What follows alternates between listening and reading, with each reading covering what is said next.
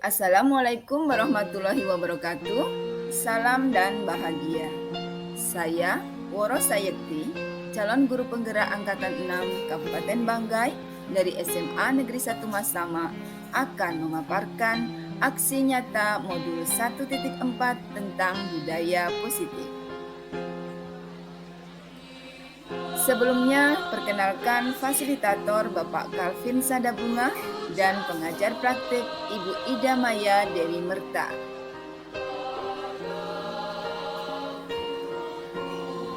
Dan inilah rancangan tindakan aksi nyata saya. Latar belakang. Sekolah seharusnya mampu menciptakan kenyamanan dan memberikan kemerdekaan untuk hidup dan berkembang bagi peserta didik sesuai kodratnya. Kenyataannya, kebanyakan lingkungan sekolah belum memberikan kemerdekaan kepada peserta didik. Peserta didik masih terkekang dengan kebudayaan yang negatif. Peserta didik menghindari pelanggaran karena takut dikucilkan.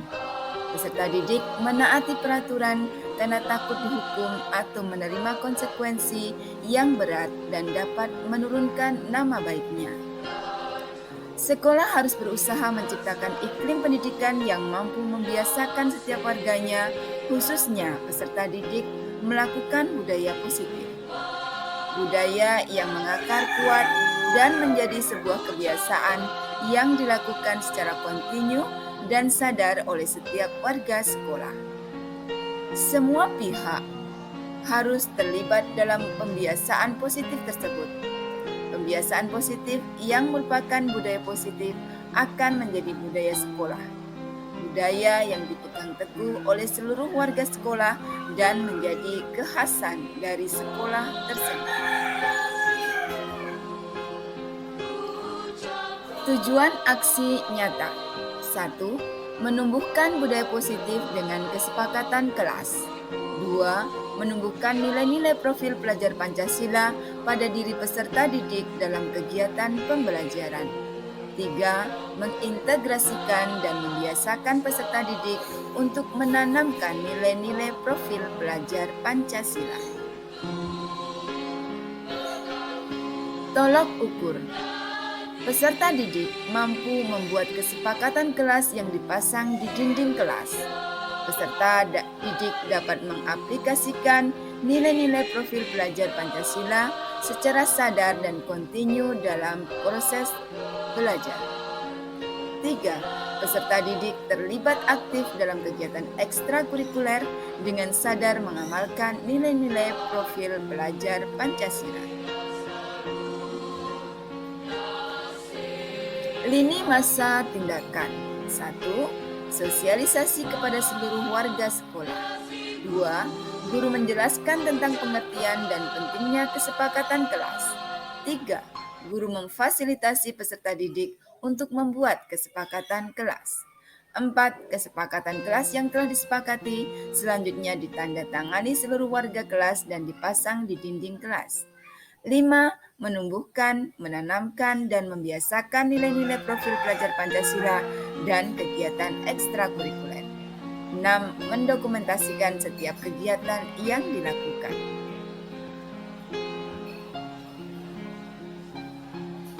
Dan inilah rangkaian tindakan aksi nyata saya.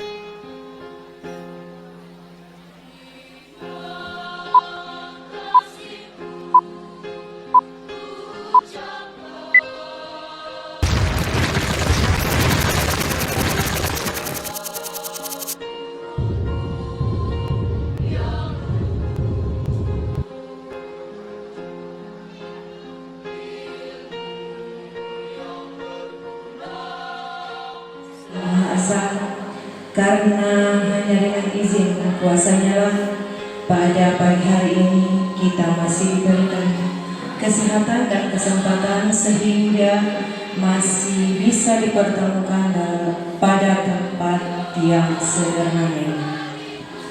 Baiklah, untuk mempersingkat waktu, kegiatan pengibasan materi 1.4 penerapan budaya positif di sekolah oleh teman sejawat Ibu Rosaeti, calon guru penggerak Angkatan 6 Kabupaten Banglayu, Provinsi Sulawesi Tengah, SMA Negeri 1 Masama dimulai.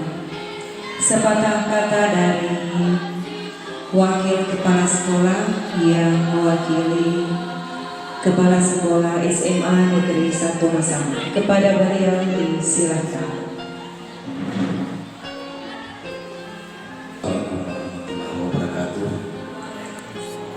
Selamat pagi, Om Swastiastu, Bapak-bapak, Ibu-ibu guru yang hormati dan saya banggakan.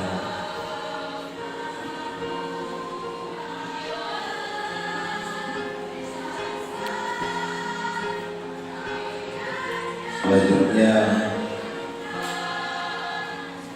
yang terhormat Bapak Ratno Lamato selaku guru calon guru penggerak yang saya hormati. Puji syukur senantiasa kita panjatkan kehadirat Allah Subhanahu wa Ta'ala, Tuhan yang Maha Esa, yang mana pada pagi hari ini sesuai rencana yang dilaksanakan oleh salah satu rekan kita selaku calon guru penggerak, bahwa pada hari ini diprogramkan untuk melaksanakan sebuah kegiatan yang berkaitan dengan kegiatan dari calon guru penggerak, dan alhamdulillah hari ini insya Allah akan terlaksana dengan bagus. Mudah-mudahan apa yang kita laksanakan pada pagi hari ini bisa kita simak secara seksama, kita ambil apa yang bisa kita implementasikan nanti di dalam kegiatan kita sehari-hari dalam proses kegiatan belajar mengajar. Barangkali itu yang merupakan harapan saya selaku yang dipercayakan untuk mewakili Kepala SMA Negeri 1 Masama pada kegiatan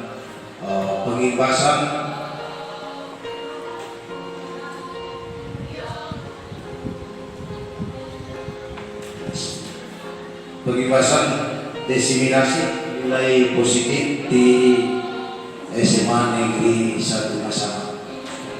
Olehnya itu barangkali saya tidak perlu berpanjang lebar agar supaya kegiatan kita pada pagi hari ini ucapkan Bismillahirrahmanirrahim. Acara atau kegiatan pengibasan nilai positif untuk calon guru penggerak kepada seluruh rekan-rekan guru pada hari ini saya nyatakan dimulai. Assalamualaikum warahmatullahi wabarakatuh. Terima kasih kepada Bapak Wakil Kepala Sekolah. Selanjutnya materi yang akan disampaikan oleh rekan sejawat Ibu Rosaeti mengenai pengimbasan materi 1.4 penerapan budaya positif di sekolah. Apa dan bagaimana penerapan budaya positif di sekolah? Untuk itu kami serahkan langsung kepada Ibu Rosaeti.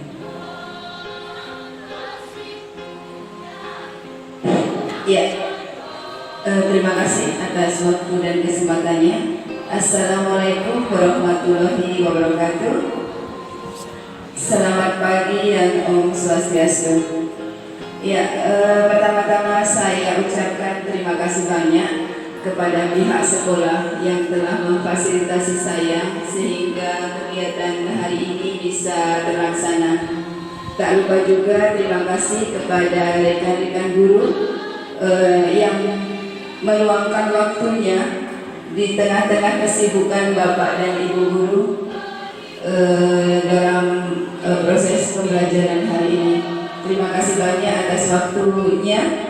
Tanpa Bapak dan Ibu guru tidak ada artinya saya berdiri di sini. Hari ini saya akan melakukan pembahasan materi 1.4 tentang budaya positif sekolah. Jadi kalau boleh saya ceritakan sedikit tentang perjalanan saya dalam mengikuti pendidikan guru penggerak. Kita di sini diberi tugas untuk menyelesaikan 10 modul dan hari ini kita sudah sampai di 4 modul ya. Jadi ada modul yang sudah kita pelajari, modul 1.1, 1.2, 1.3, 1.4 dan kemarin kita sudah mulai di modul 2.1. Dan hari ini saya ingin membagi praktik baik yang telah kami dapatkan selama ini selama pendidikan guru penggerak, yaitu tentang budaya positif sekolah. Ya, jadi di dalam pendidikan guru penggerak itu banyak sekali yang manfaat yang saya rasakan selama ini tentang bagaimana paradigma kita diperbaiki dari paradigma pendidikan yang lama menjadi menuju ke paradigma pendidikan yang baru. Ya, kenapa ini harus dikembangkan kembali? Karena saya tahu bahwa budaya positif itu sudah ada dari zaman dulu, tetapi ada keresahan di mana budaya positif itu sudah sedikit demi sedikit luntur dan mulai ditinggalkan. Bukan karena sengaja ditinggalkan, mungkin karena perkembangan zaman yang mengkondisikan seperti itu. Jadi salah satu tujuan dari pemerintah untuk menggalakkan lagi budaya positif di sekolah ini adalah untuk menumbuhkan motivasi secara internal dari dalam diri warga sekolah, baik peserta didik maupun kita sebagai para pendidik. Jadi budaya positif itu bukan hanya untuk siswa, tetapi untuk kita juga sebagai para pendidik, sebagai garda terdepan yang harusnya bisa memberikan suri teladan kepada anak didik kita. Jadi kalau boleh saya cerita sedikit berdasarkan filosofi pendidikan Ki Hajar Dewantara, ia sebagai bapak pendidikan, pendiri taman siswa. Jadi pendidikan kedepannya harus berpihak kepada murid. Yang selama ini kita terbiasa bahwa pendidikan itu selalu terpusat pada guru. Sekarang paradigmanya sudah sedikit demi sedikit kita alihkan ke berdasarkan kebutuhan siswa. Nah, tidak usah berpanjang lebar, saya akan mulai saja tentang apa itu budaya positif sekolah.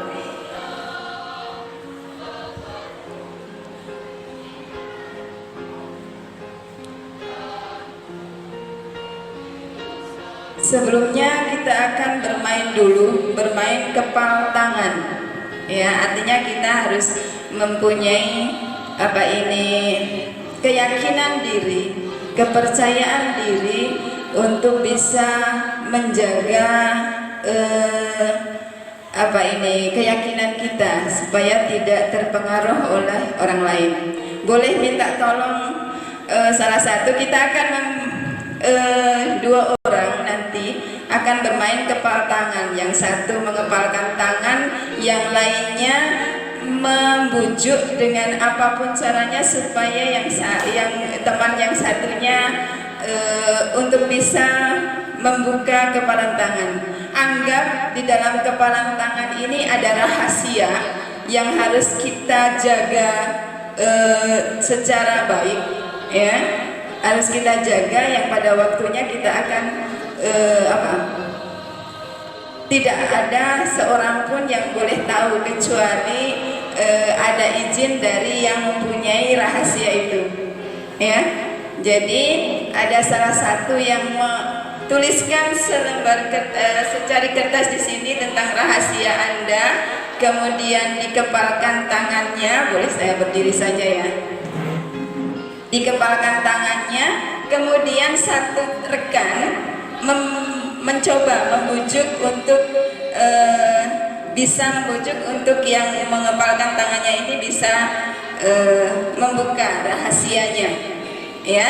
Boleh minta tolong Ibu Nining dengan Ibu Dina mempraktekkan,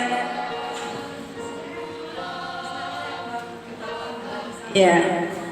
Jadi ya, jadi yang mengepal tangan ini mempunyai rahasia. Rahasia itu harus dijaga, tidak boleh dikasih tahu sama temannya. Temannya ini berusaha untuk bagaimana temannya bisa membuka, dengan membujuk, dengan memberi rayuan, dengan memberi hadiah atau apapun. Ya, silahkan.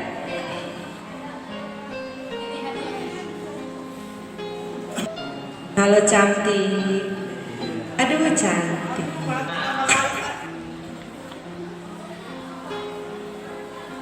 Ada apa itu di tangan? Ada rahasia. Oh iya. Kasih tahu saya dong, apa rahasianya? Tidak mau. Kalau mau buka rahasianya, semoga besok langsung naik pelaminan. Tidak mau buka, tidak mau naik pelaminan. Oh besok, tidak mau. Minggu depan saja kalau begitu. Naik pelaminan loh. Jodoh yang baik, pengertian. Oh jangan macam Pak Hardi. Apa Pak Hardi?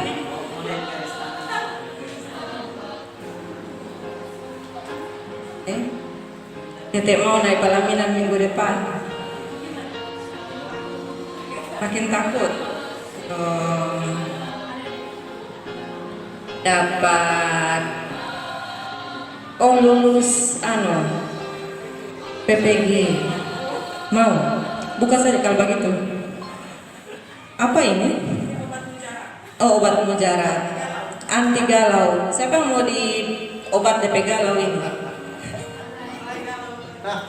Oh iya, oke. Makasih cantik. Rayunya, tapi kalau Ibu Isna tidak mau, jadi Ibu Isna juga tidak akan membuka tangannya. Jadi artinya bahwa kita tidak bisa mengontrol orang lain kecuali orang itu mau dikontrol oleh orang lain, ya. Jadi guru itu tidak bisa mengontrol siswa kecuali siswa itu berkehendak dirinya untuk dikontrol oleh guru. Nah, untuk bisa mengontrol siswa, maka guru itu mempunyai cara, beribu-ribu cara, berbagai macam cara, ya. Jadi nanti ini yang akan kita bicarakan tentang 5 posisi kontrol seorang guru supaya kita bisa berkolaborasi, menjalin kerjasama yang baik antara guru dan siswa, ya. Jadi sekarang sudah tidak ada zamannya lagi kita seorang dewasa yang bisa memaksakan kehendak kepada siswa. Kita lanjut. Ya, ini terjadi paradigma lama tentang pendidikan adalah menurut teori stimulus respon, kemudian akan mulai digantikan oleh teori kontrol atau teori pilihan. Perbedaan dari paradigma yang lama tentang stimulus respon adalah kita mencoba mengubah orang agar berpandangan sama dengan kita, ya. Jadi objeknya kita, ya. Jadi kita mencoba mempengaruhi orang supaya pandangannya sama seperti kita. Kemudian perilaku buruk itu dianggap sebagai suatu kesalahan. Jadi setiap perilaku buruk dianggap sebagai kesalahan. Kemudian menurut teori ini juga bahwa orang lain bisa mengontrol saya dan saya bisa mengontrol orang lain. Kemudian pemaksaan ada pada saat bujukan gagal. Ya, menurut teori stimulus respon, kalau gagal mempengaruhi orang lain, kita cenderung memaksakan kehendak. Kemudian model berpikirnya adalah menang kalah. Ya, jadi ada pemenangnya, ada yang kalah. Ya, ini menurut paradigma lama. Kemudian sekarang akan diperbaharui dengan paradigma baru, yaitu dengan teori kontrol atau teori pilihan. Jadi berdasarkan teori ini kita berusaha memahami pandangan orang lain tentang dunia. Jadi kita berusaha masuk ke dunia anak untuk menyelesaikan permasalahan yang ada di anak. Jadi kita membaur dulu, mengetahui dulu karakter anak supaya kita dapat mencari solusi, karena kita tahu akar masalahnya. Kemudian di sini juga dikatakan bahwa semua perilaku mempunyai tujuan. Perilaku itu bisa perilaku positif maupun perilaku negatif. Semuanya pasti ada tujuan, ya. Dan kita harus di sini nanti kita bertugas untuk mencari tahu apa tujuan dari perilaku tersebut supaya kita bisa menyelesaikan atau memutuskan solusi untuk anak. Kemudian Anda tidak bisa mengontrol orang lain dan orang lain tidak bisa mengontrol Anda. Artinya apa? Bahwa kita tidak bisa mengontrol siswa kecuali siswa tersebut bersedia untuk dikontrol oleh guru. Dan ini perlunya adanya motivasi intrinsik atau motivasi yang berada dari dalam diri siswa. Jadi motivasi itu ada dua macam, yaitu motivasi intrinsik dan motivasi ekstrinsik. Motivasi ekstrinsik itu adalah motivasi yang berasal dari orang lain.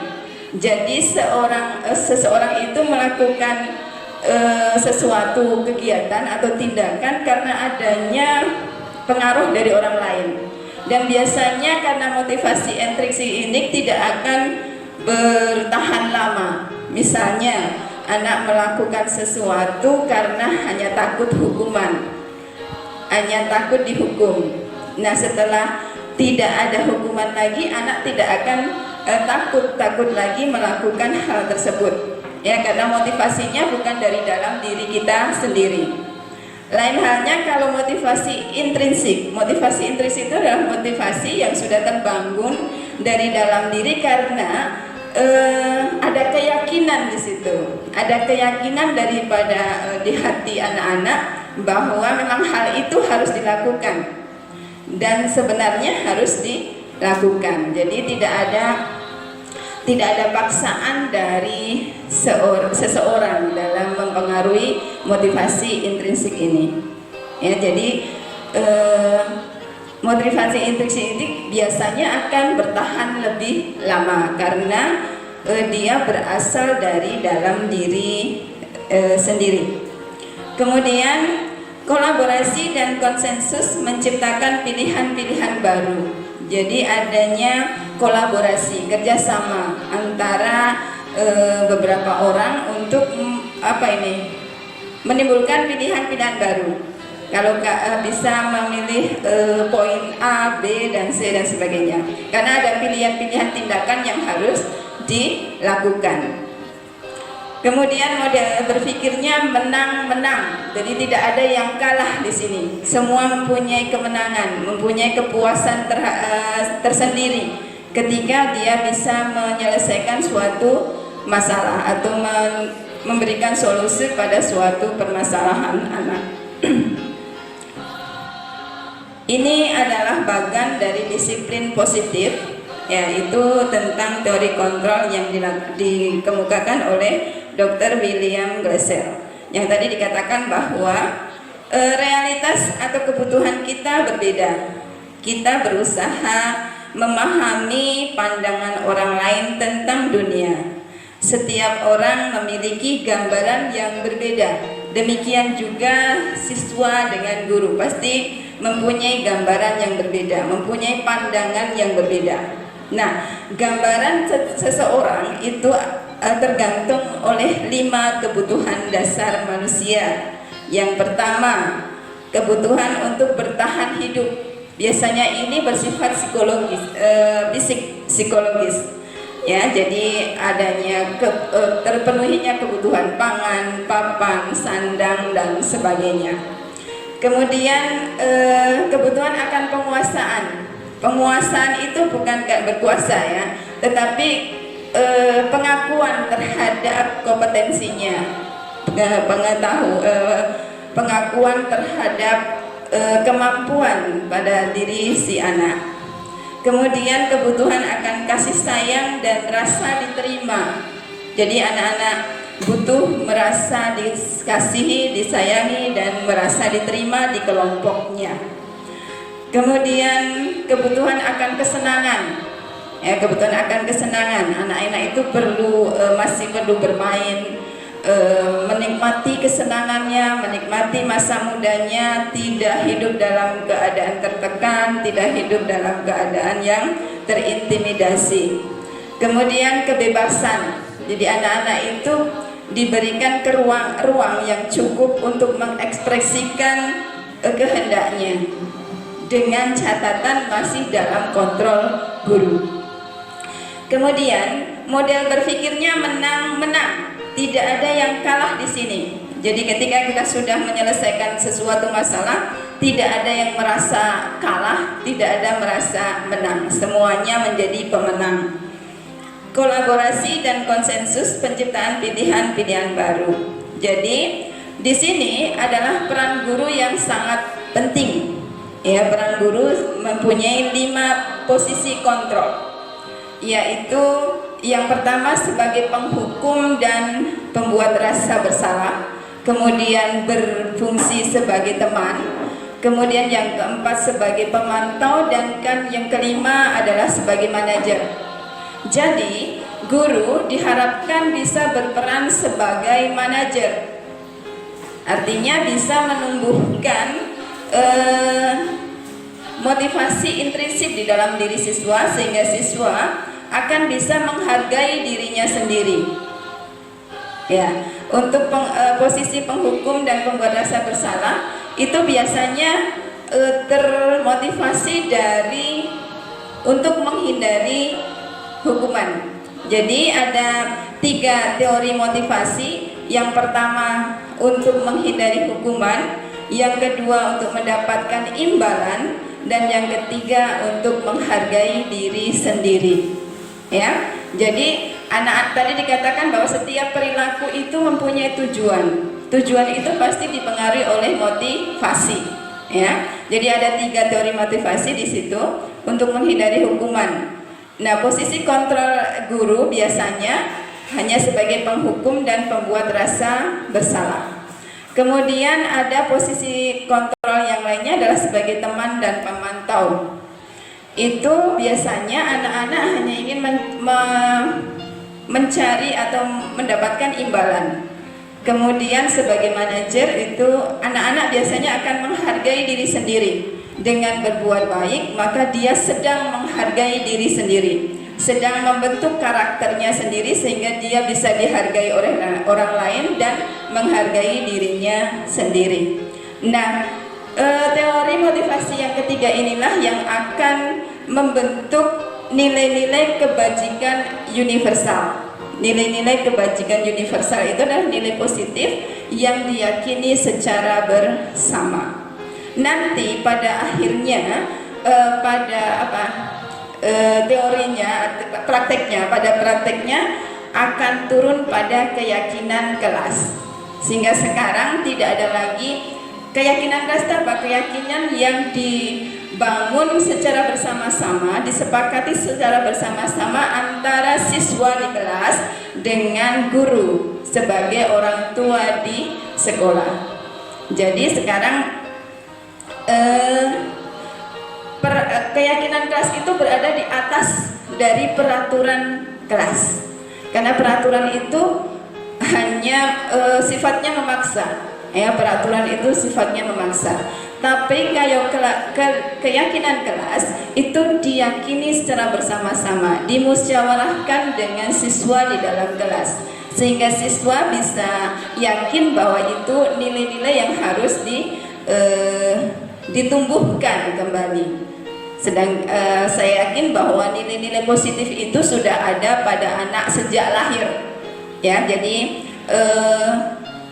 menurut teorinya bahwa anak itu dilahirkan bukan seperti kertas putih yang kemudian orang dewasa bebas untuk menulisi apa saja, memberi cerita apa saja.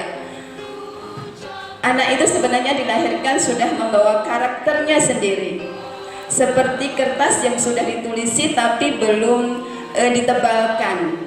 Jadi kita sebagai guru, sebagai orang dewasa, kita orang tua, lingkungan sekolah hanya berkewajiban atau hanya berkewajiban sebagai orang yang mau yang mencoba atau membantu anak menebalkan karakter-karakter yang sudah ada sejak lahir. Nah, karakter apa yang dominan itulah yang akan menjadi karakter yang nampak pada diri anak. Jadi karakter anak itu akan dipengaruhi besar oleh orang-orang dewasa yang ada di sekitar anak tersebut dan lingkungan anak tersebut. Ya, jadi itu tentang kebajikan universal. Kemudian teori yang selanjutnya, Anda tidak bisa mengontrol orang lain, hanya Anda yang bisa mengontrol diri Anda. Seperti tadi Ibu Isna tidak bisa dipengaruhi oleh Ibu Nining, ya, kecuali dia mengizinkan dirinya untuk membuka kepalan tangannya. Ya, jadi mengizinkan itu harus dengan bujukan, dengan cara pintar-pintarnya Ibu Nining untuk membujuk Ibu Isna. Ya, sekarang kita mulai di teori disiplin positif. Disiplin positif adalah proses pembelajaran. Jadi dia perlu diajarkan, ditanamkan, diberi contoh dan sebagainya, karena dia proses pembelajaran. Tidak bisa anak-anak mengerti dengan sendirinya tanpa melihat, tanpa mendapatkan role model, tanpa ada contoh yang dia ikuti. Disiplin positif merupakan pendekatan mendidik anak untuk melakukan kontrol diri dan pembentukan kepercayaan diri. Ya, jadi ini fungsi dari disiplin positif. Makna disiplin. Disiplin berasal dari kata disiplina yang artinya belajar. Makna asal dari kata ini berkonotasi dengan disiplin diri daripada murid-murid Sokrates dan Plato. Ini berdasarkan sejarahnya dulu tentang makna disiplin. Disiplin diri membuat orang menggali potensinya menuju sebuah tujuan apa yang dia hargai. Jadi karena dia ada tujuan, ada cita-cita, maka terbentuklah disiplin diri. Namun ada kata namun, berarti ada apa? Ya. Namun dalam budaya kita, makna kata disiplin telah berubah menjadi sesuatu yang dilakukan seseorang pada orang lain untuk mendapatkan kepatuhan. Kecenderungan umum adalah menghubungkan kata disiplin dengan ketidaknyamanan, bukan dengan apa yang kita hargai atau pencapaian suatu tujuan mulia.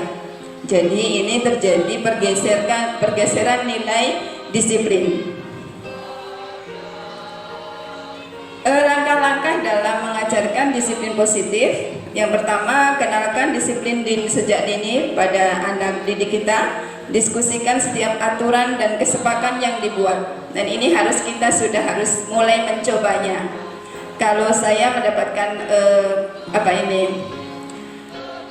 dari guru penggerak, itu keyakinan kelas atau kesepakatan kelas itu bisa kita rubah sewaktu-waktu ketika diperlukan.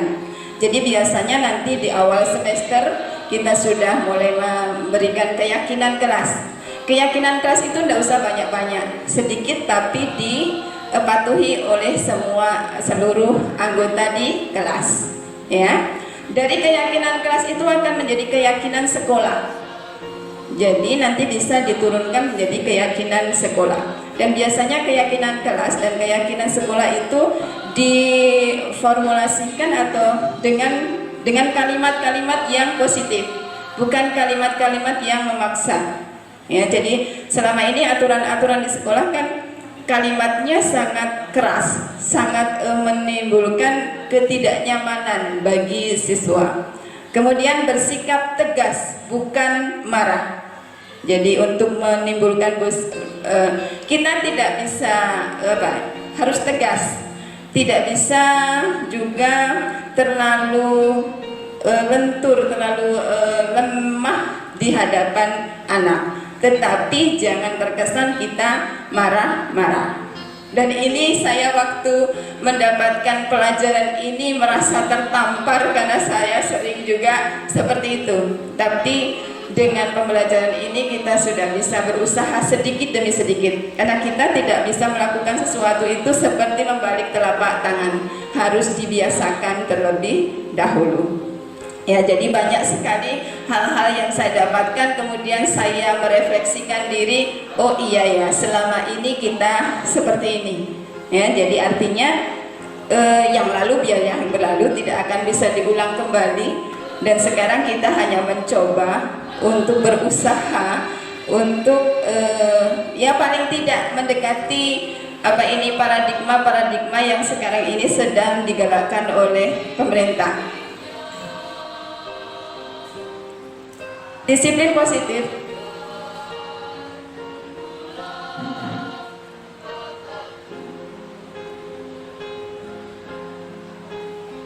Oke. Ibu Nining mungkin bisa saya lanjutkan supaya karena hari Jumat supaya cepat selesai. Disiplin positif mengajarkan orang dewasa untuk menggunakan kebaikan dan ketegasan pada saat yang sama dan tidak bersifat menghukum atau permisif. Ya, jadi lebih ditekankan pada ketegasan, bukan bersifat menghukum atau permisif. Alat dan konsep disiplin positif meliputi saling menghormati. Orang dewasa meneladankan ketegasan dengan menghormati diri dan menghormati kebutuhan anak. Mengidentifikasi keyakinan di balik perilaku tersebut. Jadi kita harus melihat bahwa setiap perilaku itu pasti ada tujuannya. Disiplin yang efektif mengenali alasan anak-anak melakukan apa yang mereka lakukan dan bekerja untuk mengubah keyakinan itu, bukan hanya mencoba mengubah perilaku. Jadi mencoba mempengaruhi keyakinan dari seorang anak, bukan mencoba mengubah perilaku, karena pada dasarnya kita tidak bisa mengontrol perilaku siswa, hanya bisa mempengaruhi untuk merubah keyakinannya. Kemudian komunikasi yang efektif dan keterampilan memecahkan masalah. Nanti kita akan bicara tentang segitiga restitusi, bagaimana kita menghadapi permasalahan anak. Kemudian disiplin yang mengajarkan dan tidak bersifat permisif dan punisif, artinya tidak bersifat menghukum. Berfokus pada solusi bukan pada hukuman. Ya, jadi kita tidak berfokus pada hukuman apa yang anak-anak harus terima, tetapi bagaimana solusinya untuk menghadapi anak-anak yang bermasalah. Kemudian pemberian dorongan. Dorongan itu bukan pujian, upaya membangun harga diri dan pemberdayaan jangka panjang. Membangun harga diri siswa, membangun kepercayaan siswa, membangun kepercayaan dirian siswa bahwa dia layak untuk dihormati, dia layak untuk berada di lingkungannya. Praktik disiplin positif di sekolah. Jadi praktik disiplin ini harus membangun kegiatan belajar tepat pada tumbuh kembang anak. Kalau kita di sini anak-anak SMA berarti tidak bisa disamakan dengan anak-anak usia SD atau usia TK PAUD. Ya, karena anak-anak usia 14 tahun sampai 21 tahun itu diharapkan orang tua dan guru dapat berperan sebagai penasihat untuk membangun standar perilaku anak yang tepat pada dirinya maupun lingkungannya, dan juga menjadi teman diskusi yang setara. Karena anak-anak ini diberikan sudah diberikan kemampuan untuk menganalisis, bisa karena dia kemampuan bukan kemampuan motorik lagi, tetapi sudah kemampuan analisisnya yang berjalan untuk anak-anak setingkatan anak SMA. Praktik yang kedua adalah memahami karakteristik dan kebutuhan anak. Jadi setiap anak itu unik. Tidak ada anak yang dilahirkan sama. Pasti dari lahir dia mempunyai karakternya sendiri. Dalam satu keluarga pasti anak yang satu dengan anak yang lain berbeda. Nah, guru dan pendidik di sekolah sebagai pihak dewasa semestinya tidak menyeragamkan cara pendampingan untuk semua anak. Karena dilihat bahwa karakter si A, si B, si C itu pasti ada perbedaannya. Jadi tidak bisa kita menyeragamkan penanganan anak-anak.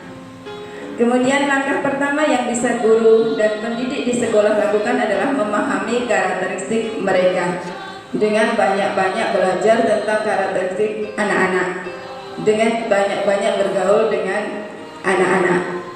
Jadi dari situlah kita bisa mengetahui, mengenali karakteristik yang dimiliki oleh si anak. Ada anak-anak yang kalau dipuji malu, ada anak-anak yang harus dipuji-puji terus, ada anak-anak kalau dipanggil malu. Tapi kalau ada anak-anak yang mempunyai karakter, kalau dalam belajar ada yang ngomong saja malu, tetapi untuk mengkonsep itu jago. Ya, jadi dari situlah kita mengenali bagaimana penanganan terhadap beberapa karakteristik anak yang banyak ini. Jadi tugas terberat guru adalah menemukan karakter yang ada pada diri anak.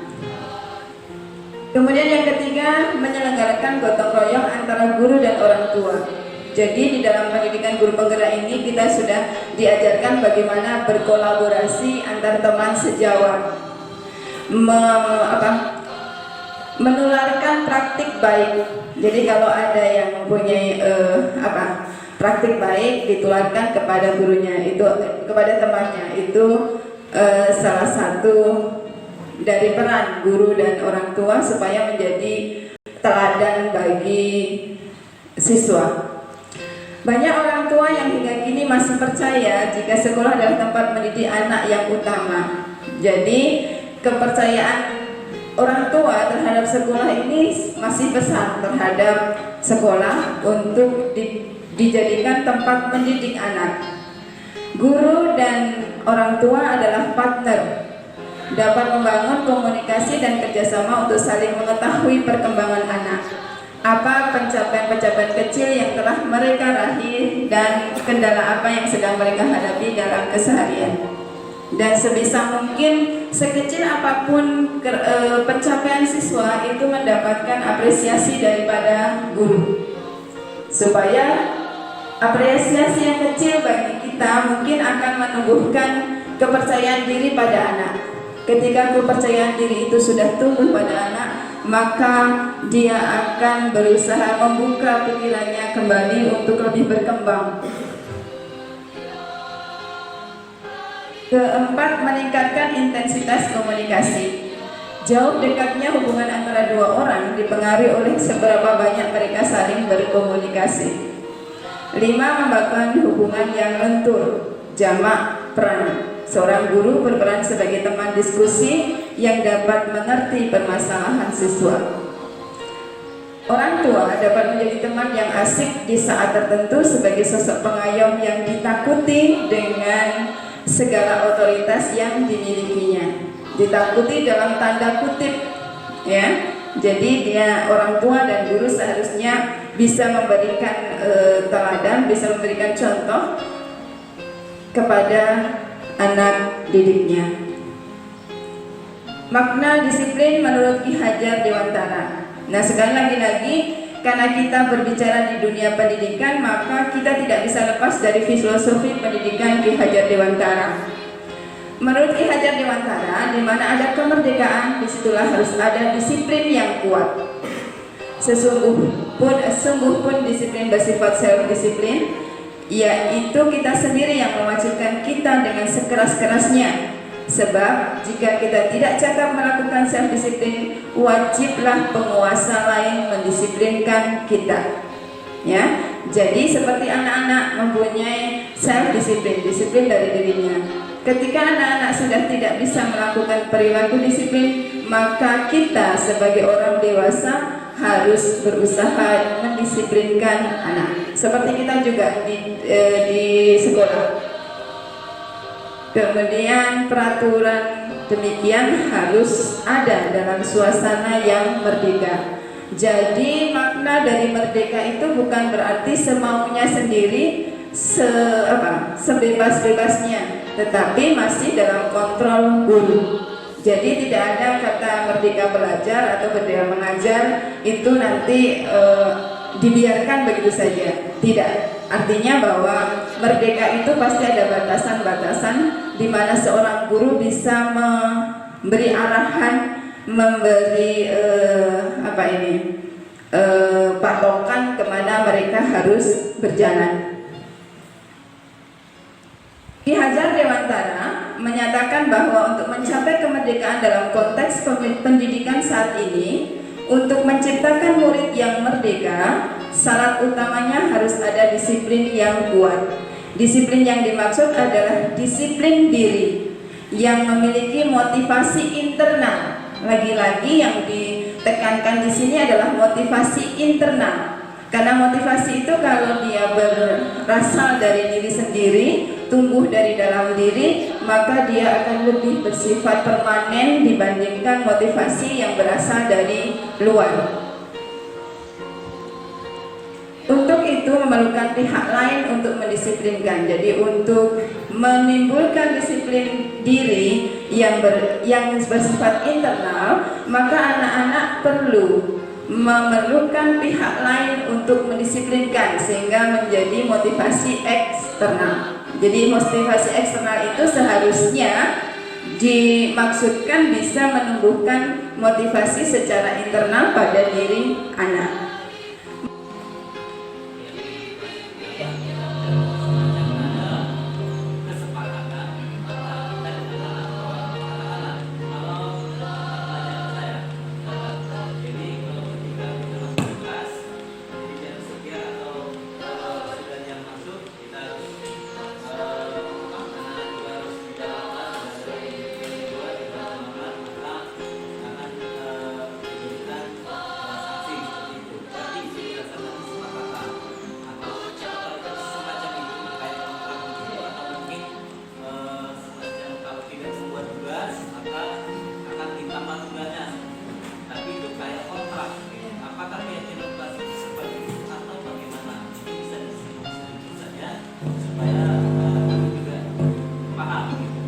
Oke, terima kasih. Ya, seperti itu Pak. Ya, jadi kalau kontrak kelas, saya juga biasa di mata pelajaran saya sebelum mulai belajar di awal-awal semester, kalau saya artinya permainan, aturan mainnya gimana kan gitu. Ketika kita punya bahasa kan ada kontrak kelas, ada permainan kelas, ada keyakinan kelas. Yang intinya bahwa di dalam kontrak kelas atau permainan kelas atau keyakinan kelas kita melibatkan siswa sehingga siswa tahu konsekuensi apa ketika mereka tidak melakukan keyakinan kelas atau kontrak kelas yang Bapak buat, ya. Mereka sudah tahu konsekuensinya, mereka sudah tahu akibatnya apa. Lain dengan aturan yang ketika mereka masuk kemudian dikasih aturan, tetap aturan kan mereka tidak dilibatkan dalam membuat peraturan tersebut. Ya, tapi kalau kita nanti kita cobalah untuk membuat keyakinan di dalam kelas, walaupun hanya beberapa poin, ada beberapa poin misalnya. Cuma dalam membuat keyakinan kelas kita harus mengacu pada pembentukan profil karakter pelajar Pancasila. Ya, jadi kemarin saya baru ambil buat keyakinan kelas. Mereka ada yang bilang kalau kelas impian saya adalah kelas yang ada AC-nya. Kelas yang ada itu kan bukan profil pelajar Pancasila. Artinya bahwa keyakinan kelas itu adalah nanti pada akhirnya bisa membentuk karakter profil pelajar Pancasila yang bertakwa, beriman kepada Tuhan Yang Maha Esa, mandiri, bertanggung jawab, bergotong royong, berkebinekaan global dan sebagainya. Jadi guru harus bisa tidak melempar saja keyakinan kelas apa yang kamu mau gitu. Tapi guru harus memberikan batasan-batasan bahwa keyakinan kelas ini dimaksudkan untuk membentuk profil pelajar Pancasila. Dan saya yakin bahwa profil pelajar Pancasila itu sebenarnya sudah ada pada diri siswa. Sudah ada pada diri siswa. Hanya saja mungkin belum menjadi kebiasaan. Masih ada yang sudah maksudnya sudah menunjukkan keberagaman ada mereka, karena kita hidup sebagai masyarakat yang heterogen. Di sini kan ada dari berbagai macam suku, bangsa, agama, dan itu sudah terjalin. Itu adalah aset kita, ya. Kemudian mereka sudah punya tanggung jawab. Ketika dikasih tanggung jawab, mereka melakukan tanggung jawabnya dengan bagus. Itu juga aset dari itu yang perlu kita tumbuh kembangkan. Dari anak-anak yang tidak kurang mempunyai rasa tanggung jawab, kemudian kalau kita tumbuhkan, maka mereka akan tumbuh rasa tanggung jawabnya. Ya, berbeda dengan kalau kita biarkan tanpa ada kesepakatan, tanpa ada keyakinan kelas, maka yang tadinya tidak punya rasa tanggung jawab atau kemandirian atau tidak menghormati orang lain di dalam kelas, itu akan mulai sedikit demi sedikit tumbuh karena itu dibudayakan, ya, dengan kesepakatan kelas. Dan kalau perlu kesepakatan kelas itu ditulis, ditempel di dalam kelas, ya. Artinya kita ingatkan saja, loh kamu kalau ini ingat loh ada kesepakatan yang sudah kita sepakati. Artinya kita dengan tidak sengaja menggiring anak-anak supaya tetap berperilaku positif. Ya. Semoga materi yang disampaikan tadi oleh Ibu Woro bisa kita aplikasikan dalam kegiatan kita sehari-hari. Terima kasih untuk teman-teman semua, teman-teman guru atas partisipasinya dalam kegiatan ini. Bagi dan kurangnya saya mohon maaf. Wassalamualaikum warahmatullahi wabarakatuh.